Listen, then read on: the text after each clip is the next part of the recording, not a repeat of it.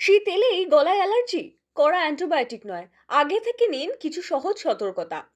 শীত পড়তেই অনেকের গলায় অ্যালার্জির সমস্যা দেখা দেয়, গলা চুলকোনো, খুসখুসে কাশি, এমনকি হালকা জ্বরও হতে পারে। এ সময় অনেকেই ভুল করে তড়িঘড়ি অ্যান্টিবায়োটিক খাওয়া শুরু করে, কিন্তু বেশিরভাগ ক্ষেত্রেই এর প্রয়োজন পড়ে না। আসলে ঠান্ডা ও শুষ্ক আবহাওয়া গলা ও নাকের স্লেমা ঝিল্লিকে শুকিয়ে দেয়, ফলে জীবাণু ও ধুলোকণার সংস্পর্শে সহজেই অ্যালার্জি তৈরি হয়। ঘরের ভেতরে বেশি সময় কাটানোর কারণে ধুলো, পুরনো কম্বল, ডাস্ট মাইটস কিংবা পোষা প্রাণীর ত্বকের কোষ থেকেও অ্যালার্জির প্রকোপ বাড়ে।